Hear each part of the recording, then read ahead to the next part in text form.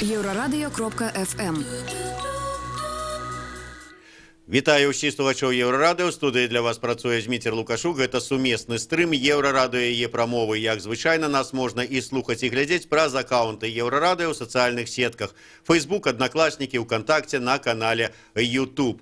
Парламенская кампанія стартанула. Пачалася рэгістрацыя ініцыятыўных груп па вылучэнні кандыдатаў у дэпутаты Палаты прадстаўнікоў. І адразу стала цікава. Да прыкладу, зарэгістравала сваю ініцыятыўную групу «Міс Беларусь 2018» Марыя Васілевіч, экс-міністр інфармацыі Лілія Ананіч, кіраўнік праўладнага грамадскага аб'яднання «Белая Русь» Геннадзь Давыдзька і гэтак далей. Пра цікавосткі першых дзён парламенцкай кампаніі мы пагаворым з маімі гасцямі ў студыі, а гэта палітолог Юрый Чавусаў і медыаэксперт Паўлюк Быкоўскі. Юрый, я да вас першае пытанне. Па рэгістрацыі ініцыятыўных груп. Вось у вас, можа быць, не толькі падчас гэтых першых дзён рэгістрацыі, а ввогуле там апошнія кампаніі. Вот ёсць уже нейкія назіранні, такія заўвагі, цікавосткі? Ну, я не ведаю, кампанія стартанула насамрэч не зараз, а месяц таму, і назіральнікі азначаюць зусім іншыя аспекты кампаніі, недатычныя рэгістрацыі кандыдатаў, якая насамрэч таксама цягнецца ўжо больш за тыдзень ад моманту фармавання акруговых камісій, якія апазіцыю звыкла не пусцілі, а гэтым разам нават найбольш нахабна не пусцілі, бо параўнальная колькасць вылучэнцаў в акруговай камісіі была ад апазіцыі большая, а колькасць уключаных прадстаўнікоў апазіцыйных партый, грамадскіх аб'яднанняў у прапорцыі засталася меншая, ну і на парядак меншая, чым прадстаўнікоў праўладнага там традыцыйна Саюз жанчын, БРСМ і структуры ФПБ. Беларуская федэрацыя прафсаюза можа прэтэндаваць на ролю асноўнага арганізатара гэтай выбарчай кампаніі па той прадстаўнічасці ў складзе акруговых камісій. Што датычыцца рэгістрацыі ініцыятыўных групаў, то у цэлым пакуль што яшчэ зарана казаць любыя высновы адносна таго, да чаго у выніку прывядзе гэтая рэгістрацыя. Можна прагназаваць тое, што адмовы будзе мала, ну, зрэшты, гэта звыклая практыка апошніх некалькіх кампаніяў. Калі на пачатку 2000-х адмова ў рэгістрацыі ініцыятыўнай групы была распаўсюджанай практыкай, то зараз на парламенцкіх выбарах гэта, ну, выключэнні, якія звычайна не звязаныя там з канкрэтна палітычнай замовай выкарыстаць нейкага кандыдата, а з нейкімі тэхнічнымі парушэннямі. Так што нам трэба чакаць яшчэ 12 числа. 12 числа апошні дзень, калі можна падаваць на рэгістрацыю ініцыятыўнай групы, а яшчэ праз 5 дзён, а это значыць тыдзень ад сённяшняга момента, калі могуць рэгістраваць гэтыя ініцыятыўныя групы, і толькі тады мы можам падводзіць нейкія вынікі адносна таго, ці працягнулася тэндэнцыя памяншэння колькасці ініцыятыўных групаў у параўнанні з іншымі шляхамі вылучэння, ці пазначыліся нейкія іншыя тэндэнцыі. Але па тым, што вы сказалі адносна вось нейкіх яркіх асобаў, якія прадстаўнікоў улады з яркіх асобаў, якія рэгіструюць ініцыятыўныя групы. Ну, мабыць, працягваецца тренд такі все-таки уладам внесці элемент шоу у гэты адміністратыўны працэс, да, што, ну, вот, міс Беларусі, яшчэ нехта там можа быць цікавых кандыдатаў.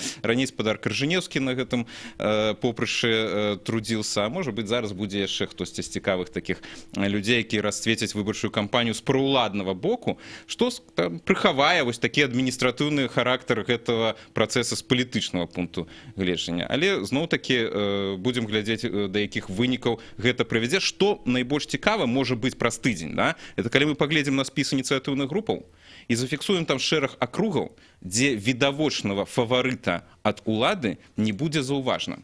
Такія варыянты магчымыя, і, у прынцыпе, калі мы возьмем вынікі мінулых выбараў, праўладныя кандыдаты, якія, ну, скажем так, уключаныя ў спіс улады, які, ну, на 99% будзе ў складзе парламента, яны звычайна ініцыятыўныя групы рэгіструюць і карыстаюцца некалькімі шляхамі вылучэння. Вот, как бы, флеш-раяль, да, вылучаны ад палітычнай партыі, ад працоўнага калектыва і шляхам збора подпісу. Там амаль гарантавана прадстаўнік праўладнага спіса кандыдатаў, які амаль гарантавана ў парламент патрапляе. Двумя шляхамі яны таксама любяць вылучацца.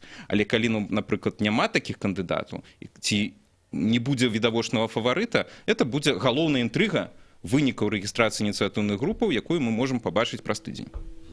Тым не менш, Паўлюк, я ведаю, што вы аналізавалі ўжо вот хто зарэгістраваў свае ініцыятыўныя групы і мне б хацелася вот вынік вашых назіранняў на сённяшні дзень уже ёсць вот такія цікавосткі, ну апроч того, што вот мы звярнулі там некую увагу на прозвішча, а вот можа быць што-нибудь яшчэ такое цікавае. Ну, па-першае, сапраўды далёка не вся акружныя камісіі далі інфармацыю ўвогуле, што даволі дзіўна, бо яны друкуюць інфармацыю, што адбылося паседжанне, і не друкуюць інфармацыю, якое рашэнне прынята. Гэта раз. Другі момант, ёсць акругі, на якіх ніхто не падаваў рэгістрацыю ініцыятыўных групаў, і з аднаго боку, канешне, ёсць яшчэ тэрмін, сапраўды, да 12 верасня яшчэ можна это зрабіць.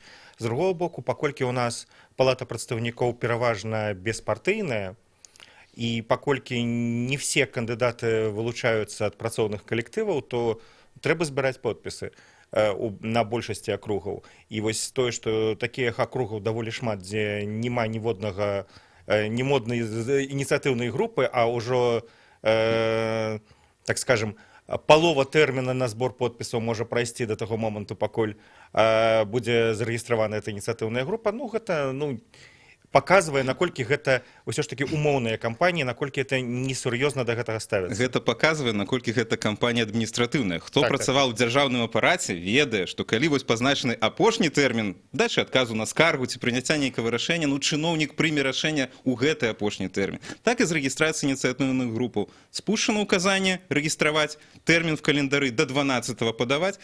Вот 12-го в апошні дзень мы даведаемся, і чыноўнікі, яны адкладаюць да апошняга дня. Але тым не менш, больш-менш значныя фігуры кшталту кіраўніка Беларусі Геннадзя Давыдзькі і гэтак далей, яны ўсё ж такі ўжо зарэгістравалі свае ініцыятыўныя групы. І мы можам пабачыць таксама цікавую тэндэнцыю не толькі па бачных фігурах з боку кіроўнага рэжыма, але, напрыклад, такая з'ява, як паход еўрапейскай Беларусі на гэтыя выбары, бо раней гэта была група, якая хутчэй заклікала да байкота, чым да пахода на выбары. І вось калі я ў Фейсбуку зрабіў скриншот са 110-й акругі, хто ўжо зарэгістраваў ініцыятыўныя групы, пабачылі там, што ёсць Ірына Халіп, то адразу былі пытанні, гэта тая Ірына Халіп, ці сапраўды Харты робіць гэта і гэтак далей. Переабулись на лету. Бо, у прынцыпе, людзі, якія чытаюць Фейсбук і думаюць, што сочаць за палітычнымі нейкімі працэсамі, былі здзіўленыя. Насамрэч, калі чытаць Хартую, то бачна, што тэндэнцыя да таго, што трэба было з іх меркавання удзельнічаць у гэтай кампаніі, там уже праяўлялася. Таму насамрэч для тых, хто глыбока сядзіць у працэсе, нічога сенсацыйнага не адбылося. Ёсць цікавыя рэчы па пэўных акругах. Напрыклад, калі браць ту ж самую 110-ю акругу, напрыклад, ідзе прадстаўнік белтэлерадыёкампаніі Тэнгіз Думбадзе, который у свой час уцёк пасля адной з аранжавых рэвалюцый в Грузіі ў Беларусь і тут працаваў і займаўся хутчэй міжнароднай панарамай, міжнароднай палітыкай, чым унутрыпалітычнымі рэчамі ў Беларусі.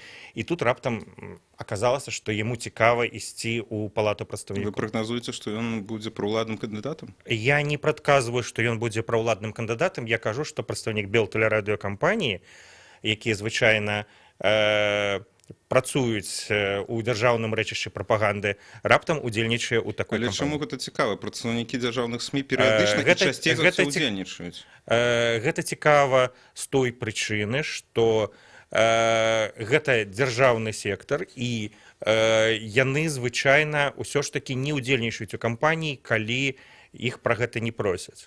Калі просяць удзельнічаць. А я бачу сапраўды цікавасць. Але мне было цікава з фігуры гэтай, паколькі гэта не ўражэнец Беларусі і чалавек, які не займаўся ўнутранай палітыкай зусім. Калі такая фігура ідзе у палітычную кампанію, то хутчэй за ўсё не дзеля таго, каб удзельнічаць у палітычнай нейкай барацьбе ўнутры краіны. Я думаю, што тут ёсць расклады, па якіх проста трэба чалавеку арганізаваць добрую пенсію, бо ў яго вельмі маленькі стаж працы ў Беларусі. Але гэта мае домыслы. Тут ввогуле дзіўна, што па акрузе, дзе будзе ісці, спадзяюся, там журналістка Ірына Халіп, і дзе журналіст дзяржаўнага тэлебачання?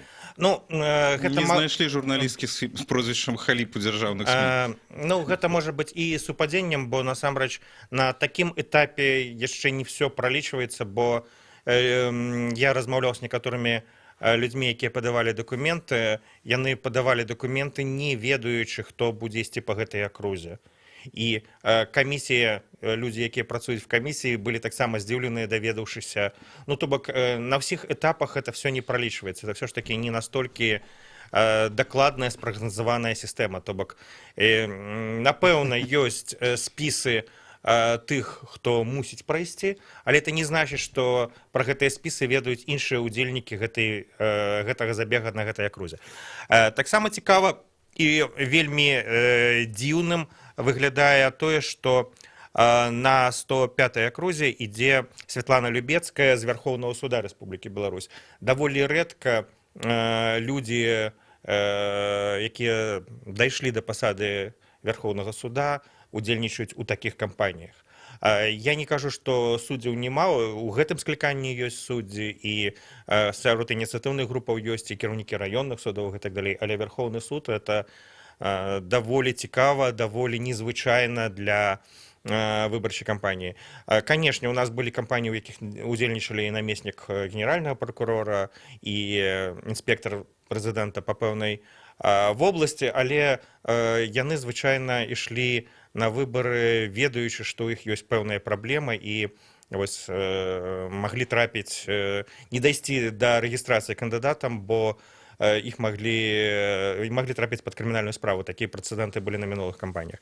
З Вярхоўным судом нічога падобнага у нас не прадбачыцца, і таму вот гэта само па сабе выглядае цікавым. Тым больш, што чалавек не вельмі такога пажылога ўзросту, то вот я не ведаю, чалавек не збіраецца выходзіць на пенсію, быццам бы. Ну, пра міс Беларусь вы ўжо казалі. Да, дарэчы, а вот яна, чым вот вам цікавая? Ці не цікавая? Ну, насамрэч, не яна сама.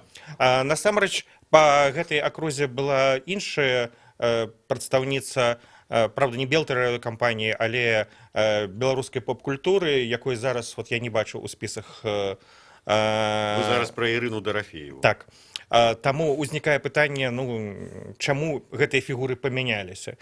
І калі б я працаваў у жоўтым выданні, мне было бы цікава паабмеркаваць, чым гэтыя фігуры адрозніваюцца. Але, у прынцыпе, само па сабе, у нас у палаце прадстаўнікоў і гэтага склікання было даволі шмат, ёсць даволі шмат прыгожых, такіх вот жанчын, на якімі можна любавацца.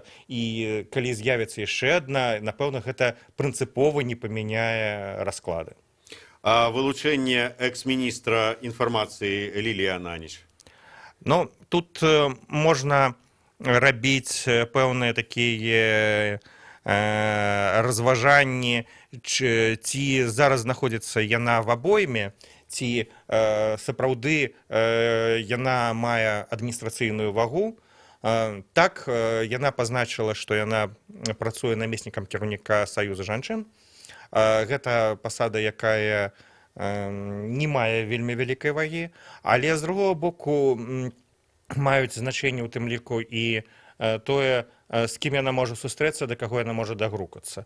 Для Ліліі Ананіч, магчыма, гэта магла бы быць вырашэнне сітуацыі, чым ёй займацца ў бліжэйшы час, і калі яна будзе абраная в палату прадстаўнікоў і ўзначаліць камісію па сродках масавай інфармацыі, свабодзе слова і гэтак далей, гэта было бы вельмі цікавым крокам, калі глядзець фармальна, але па сутнасці гэтая камісія, ну, вельмі рэдка змагалася за нейкія такія свабоды журналістыкі, таму, верагодна, мы не ўбачым такой уж прынцыповай розніцы. Мы перарвемся на невялічкую паузу. Кароткі выпуск навінаў на Еўрарадыё. Нагадаю, гэта сумесны стрым Еўрарадыё і Е-прамовы. У студыі працуе Зміцер Лукашук. Мае госці Юрый Чаусаў і Паўлюк Быкоўскі. Абмяркоўваем цікавосткі пачатку выбарчай кампаніі.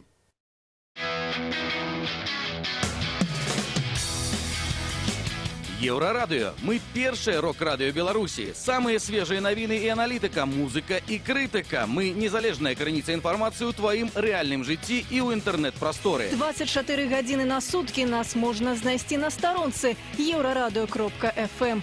Лаві нас на спадарожніку Астра 4А, 4,8 градусаў на ўсход. Еўрарадыё. Час ведаць, што адбываецца.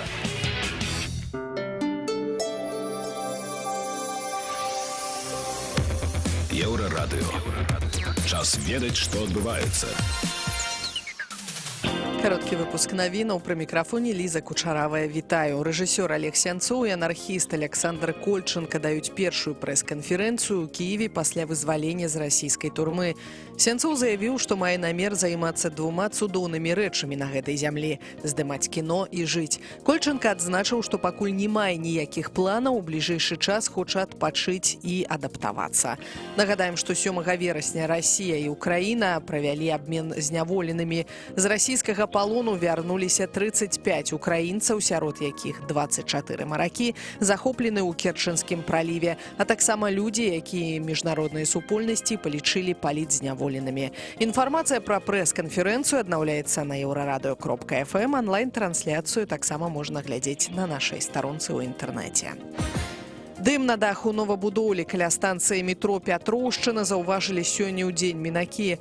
Шматпавярховік будуецца на праспекце Дзяржынскага. Відавочцы паведамілі пра здарэнне ў МНС. Ратавальнікі выслалі машыну на месца здарэння. Высветлілася, што на тэрыторыі будаўніцтва дома на даху загарэліся электраправодка. Пажар здарыўся ў размеркавальным шчыце. Пацярпелых няма. Загарэнне было ліквідаванае.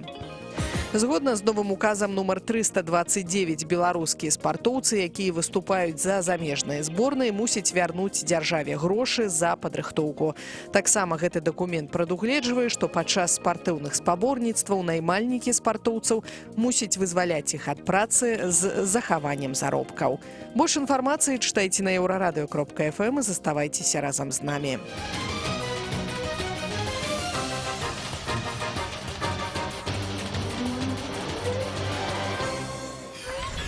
Еўрарадыё.фм. Вяртаемся ў студыю Еўрарадыё. Для вас працуе Зміцер Лукашук. Гэта сумесны стрым Еўрарадыё і Е-прамовы. І разам з палітолагам Юрыем Чавусавым і медыаэкспертам Паўлюком Быкоўскім мы асэнсоўваем першыя цікавосткі пачатку парламенцкай кампаніі, якая, як слушна заўважыў спадар Юрый, пачалася не некалькі дзён назад з моманту рэгістрацыі ініцыятыўных груп, а ўжо фактычна месяц з фармавання камісій. Юрый, дарэчы, вось калі Паўлюк сказаў пра тое, што даволі такі дзіўная шмат для каго была рашэнне еўрапейскай Беларусі паўдзельнічаць у выбарах, хаця раней яны былі за байкот. У мяне да вас пытанне іншае. А вот рэанімацыю якіх іншых палітычных сіл ці структур мы заўважылі зараз падчас новай этой выбарчай электаральнай кампаніі? Ці яшчэ не заўважылі? Я зноў-такі вас паправлю, што тыдзень таму толькі выбарчай камісіі былі сфармаваныя круговыя, а фармаванне участковых выбарчых камісій на пачатку кастрычніка это будзе наступная кропка, якая будзе значная для апазіцыі в плане ацэнкі умоваў правядзення выбарчага працэса. Участковыя камісіі, тыя камісіі, дзе найбольш відавочна бачныя незаконныя маніпуляцыі, адпаведна, там можна, скажем, калі включили человека в комиссию, можно зладзіць хорошие справы, вывести злоумыслікаў на чистую воду. И это будет важный момент, важнейший для оценки умоваў правядзення выбарчага процесса, больш важный, чым вылучэнне кандыдатаў праз ініцыятыўныя групы ці з'ездамі партыі. Вот напрыканцы месяца, апошняя дэкада верасня, прызначана некалькі з'ездаў палітычных партыяў. На пачатку кастрычніка будуць вядомыя статыстычныя дадзеныя адносна того, хто все ж таки і як вылучыўся. Мы будем бачыць конец вось гэтага працэса, які зараз пачаўся, працэса вылучэння. І тады мы уже сможам сапраўды рабіць высновы адносна самых цікавых кандыдатур, самых цікавых таких узаемадзеянняў апозіцыйных і неапозіцыйных кандыдатаў. Што датычыць еўрапейскай Беларусі, гэта палітыка. То есть галоўнае ўменне палітыка гэта магчымасць сёння сказаць, што мы воюем з Еўразіяй, а завтра з Акіяняй, і перабувацца на лету, як кажуць, да? То есть, І мы заўсёды воевалі з але акіяній. мастацтва палітыка зрабіць гэта незаўважна. Ну, для Еўрабеларусі тут трошкі гэта складана, бо ўсё ж таки яны ідуць індывідуальнымі вылучэнцамі, не палітычнай партыі. Я думаю, што кожны з іх будзе рабіць уласную стратэгію кампаніі. Так, яны ладзяць супольныя пікеты, але ўсё ж таки там ёсць людзі з розных палітычных плыняў, так бы мовіць. Ёсць людзі, якія недавно былі в АГП, ёсць людзі, якія захавалі сяброўства в партыі БНФ і будуць вылучаныя яшчэ ад партыі БНФ. Гэта, мабыць, частка такой каардынацыйнай працы еўрапейскай Беларусі, якая, мабыць, будзе карысна ёй у межах ейнай палітычнай стратэгіі. Дарэчы, я вось пераб'ю, зраблю такі невялічкі анонс. У чацверг о 13 гадзіне у гасцях Еўрарадыё будзе Ірына Халіп і больш падрабязна пра мэты вылучэння і сродкі перабывання на лету мы пагаворым з ёй падчас нашага эфіра. Да. Так, вы пагаворыце, але я не думаю, што выбаршчыкам гэта будзе найбольш цікавая тэма пытацца у кандыдата, будучага кандыдата Ірыны Халіп, а чаму вы вот тады не вылучаліся і казалі, што вылучацца кепска, а зараз вылучаецеся. Пытацца будуць пра іншае, да? Можа быць, пра падзеі 2010 года, но дакладна не пра падзеі выбараў 2012 ці 2016 года. Так, але я хацеў бы вот все ж таки да свайго пытання першага, ці ёсць вот заўважна ўжо, што рэанімуюцца такія палітычныя структуры, якія звычайна прачынаюцца толькі перад выбарамі, а да гэтага іх не бачна. Я маю на ўвазе такія, ну, нібыта праўладныя, як там партыя там працы і справядлівасці, ці там спартыўная партыя, ці яшчэ якія-небудзь. Ну, партыя працы і справядлівасці, на секундачку, рэанімаваная даўно, і так, яна бачная выбаршчыкам у час выбарчага працэса, да? Але, ў прынцыпе, калі вы паглядзіце на спіс арганізацый, якія карыстаюцца льготамі па арэндзе дзяржаўных памяшканняў, балючая тэма для грамадскіх аб'яднанняў Беларусі, бо вельмі вялікія стаўкі арэнды, а плаціць за юрадрас трэба. Две палітычныя партыі ў гэтым спісе. Камуністычная партыя і партыя працы і справядлівасці. Вось гэтыя две партыі без аніякіх пытанняў можна назваць праўладнымі партыямі, якія падтрымліваюцца фінансава гэтым урадам, бо ўрад для іх устанаўлівае фінансавыя льготы. Але сапраўды падчас выбараў рэанімуюцца і іншыя структуры. Ну, задача стварыць вось такую бачнасць наяўнасці розных палітычных плыняў. Некаторыя не рэанімуюцца. Ну, я думаю, што это прычыны чыста адміністратыўныя. Вось зараз мы ў спісе ініцыятыўных групаў можам пабачыць прадстаўнікоў сацыяльна-спартовай партыі. Можа быць, будзе ад іх кандыдат, а можа быць нават і дэпутат. Але гэта чыста дзеля такога прыхарашвання карціны выбарчага працэса, бо праваабаронцы, напрыклад, кажуць, паглядзіце, што такое, там аграрная партыя мае 1000 людзей у выбарчых камісіях і не мае ні аднаго кандыдата в дэпутаты, да прыкладу, да, ці падобная сітуацыя сацыяльна-спартовай партыі. Ну, зараз, как бы, можна возразіць, што паглядзіце, яны маюць шмат людзей у выбарчых камісіях, але і кандыдаты ў іх не шмат, но яны моцныя. Это такі аграрная партыя зараз вельмі муціравала, бо яе кандыдаты толькі в камісіях толькі в сталіцы, а в рэгіёнах і в сельскай мясцовасці аграрыяў чамусьці не знайшлася. Так, калі в 90-х гэта была моцная сіла, в 2000-х гэта была адна з асноўных праўладных структур па мабілізацыі электарата. Зараз гэтую функцыю выконвае цалкам Белая Русь, а партыя, ну, страціла трошкі свой імпэт. І тут мы бачым просто, как бы, адныя партыі робяцца фаваритамі гэтага адміністратыўнага процесса, другие откладаются, скажем так, ну не то что в отбой, да, в такую как бы в резерв, знаходятся под паром, так бы мовіць, але іх в любы момант можна дастаць з гэтага адбоя, ну як дасталі патрыятычную партыю, якая была зусім кволая, але в 2015 годзе вырашылі яе рэанімаваць, насыцілі людзьмі і структурным ресурсам з іншых как бы адміністратыўных элементаў дзяржапарата, і вот амаль што гатовая партыя почти как настоящая.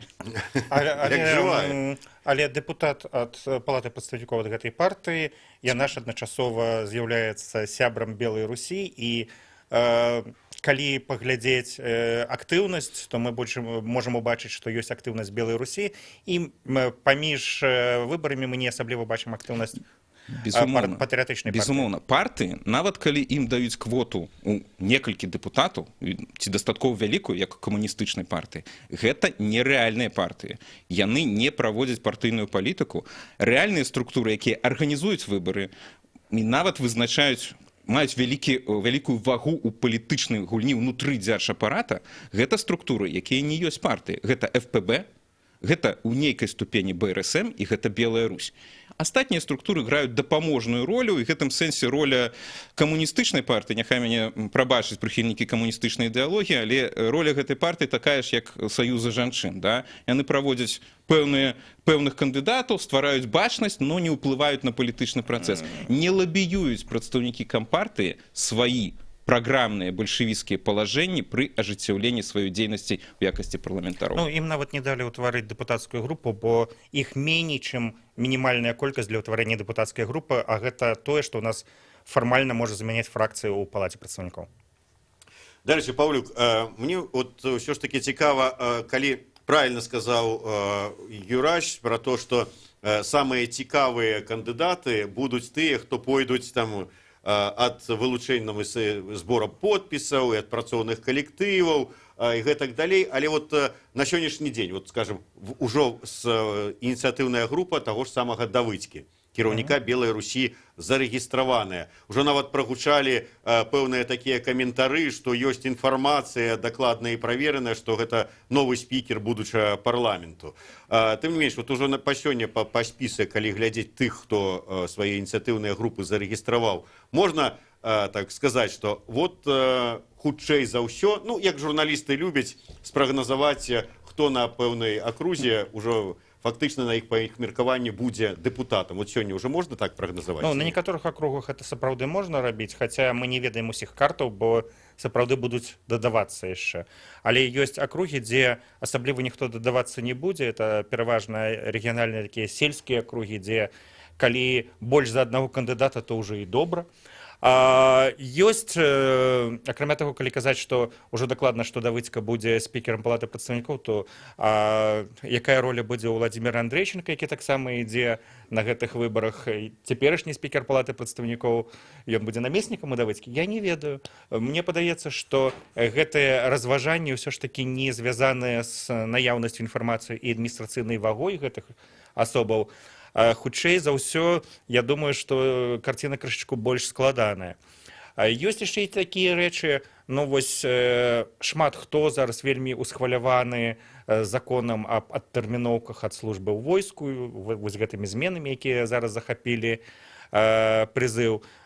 Тое, што па адной з сельскіх акругаў ідзе асоба, якая прасоўвала гэты закон, і там, хутчэй за ўсё, яму не будуць задаваць такія пытанні. Ну, таксама можа быць цікава, чаму гэта асоба не сутыкнецца з крытыкай і не будзе мець праблемы з-за таго, што адстойвала непапулярны законапраект.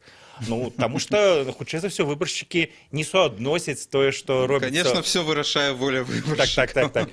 Не, ну я маю на ўвазе тое, што нават хутчэй за ўсё такія пытанні не будуць задаваць, бо гэта ніяк не суадносіцца падчас тых сустрэчаў, якія робяць кандыдаты з выбаршчыкамі, разважаюць пра ці больш абстрактныя рэчы, ці пра тое, як засфальтаваць уліцу, калі іх увогуле хоць нешта цікавіць у гэтай кампаніі. Давайте просто не будзем займацца гаданнем на кафейнай гушчы.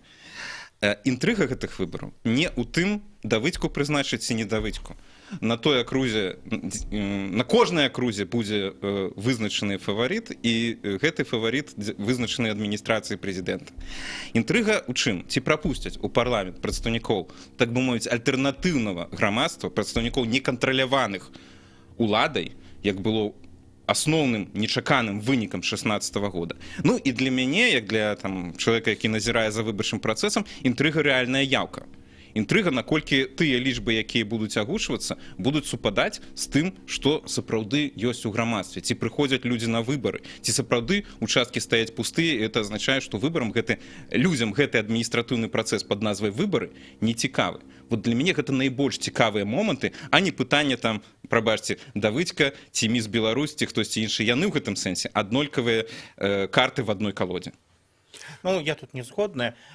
Сапраўды ёсць інтрыга, ці будзе больш верагодным ці менш верагодным прысутнасць альтэрнатыўных асобаў ці іншадумцаў у палаце прадстаўнікоў увогуле, як гэта ёсць у цяперашнім скліканні. Але разам з тым гэтую кампанію шмат хто выкарыстоўвае не для мэтаў перамогі ў выбарах, не для барацьбы за мандат. І тут я ўжо сярод тых ініцыятыўных групаў, якія бачу зарэгістраванымі, бачу шмат студэнтаў. якія хочуць выкарыстаць кампанію для таго, каб ладзіць бясплатныя пікеты. Гэта ніяк не звязана з рэальнай барацьбой за мандат. Гэтыя людзі ніяк не звязаны былі з палітычнай сферай, і вось зараз яны першы раз туды прыходзяць. І вот цікава... Такое ёсць заўжды. Паглядзіце 16-й год. Натуральна, Нават мінулыя выбары мясцовыя 18-го года. Ну, хто б дазволіў прадстаўнікам групы, якая хоча в Беларусі легальная марихуана была, за легалізацыю, за легалайз. Ну, праводзілі яны пікеты ў Мінскі, карыстаючыся мясцовымі выбарамі. Так, але гэта тое пытанне, якое мае пэўны водгук, і гэта пытанне, якое можа крышачку разгойдваць грамадства. І таму мне цікава, як гэты палітычны працэс, ну, ён такі не вельмі высокага ўзроўня, але ў нас публічная і канкурэнтная палітыка амаль адсутнічае, таму на гэтым тле мне падаецца, што можа быць цікавым. Акрамя таго, ёсць, можа быць, упершыню даволі вялікая колькасць не дырэктароў школ, не такіх не прадстаўнікоў бюджэтных арганізацый, а людзей, якіх пакуль што не можна аднесці да пэўнай такой катэгорыі самазанятых, ремесленнікаў і гэтак далей. Раней у гэтых спісах у нас пераважна былі, у такую ролю адыгрывалі іпэшнікі. Вось наступствам дэкрэта па барацьбе з туніяцамі у нас з'явілася вялікая колькасць людзей, якія зарэгістравалі сваю самазанятасць, і гэтых людзей таксама аказалася даволі шмат в кампаніі. Навошта яны туды прыйшлі, што яны збіраюцца там рабіць, мне пакуль не зразумела.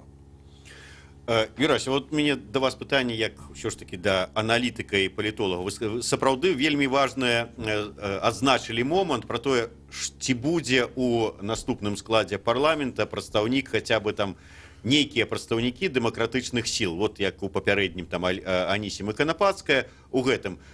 Ваш прагноз, ўсё ж такі, на што выглядае, як улада настроеная, ўсё ж такі даць магчымасць, ці, скажем, пагуляліся, вот адно скліканне і хопіць?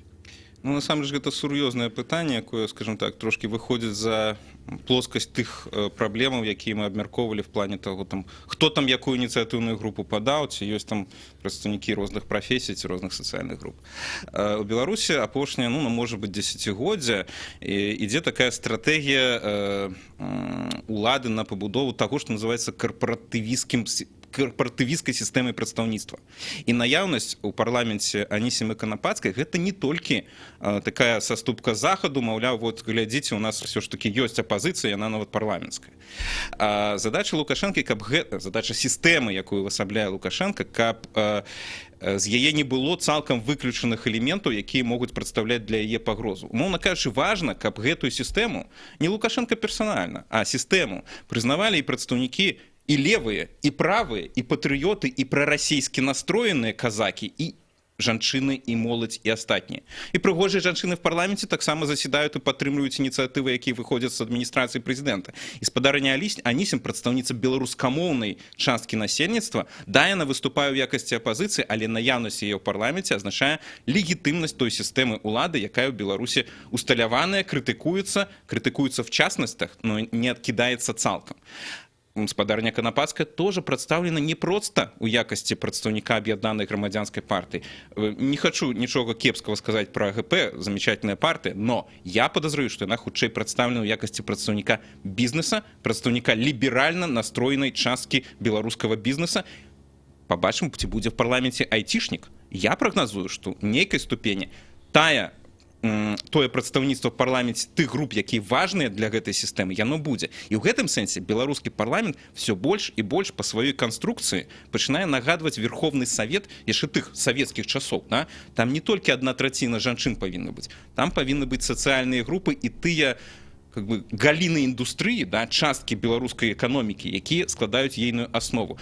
Вельмі цікавыя ёсць даследаванні адносна дынамікі прадстаўніцтва в гэтых парламентах в Верховным Савеце, пасля ў палаце прадстаўнікоў аграрнага лобі, мы казалі пра аграрную партыю, прадстаўнікоў прамысловага лобі, прадстаўнікоў іншых галіновых і тэрытарыяльных груповак.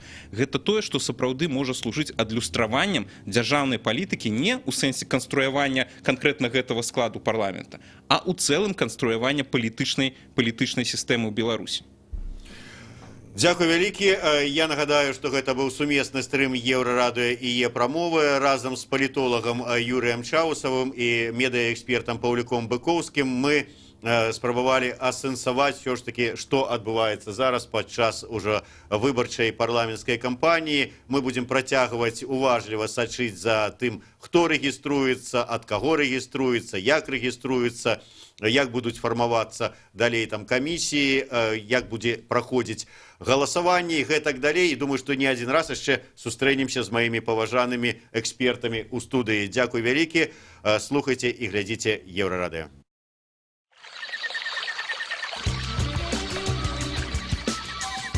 Ад самага сэрца Еўропы. Еўрарадыё.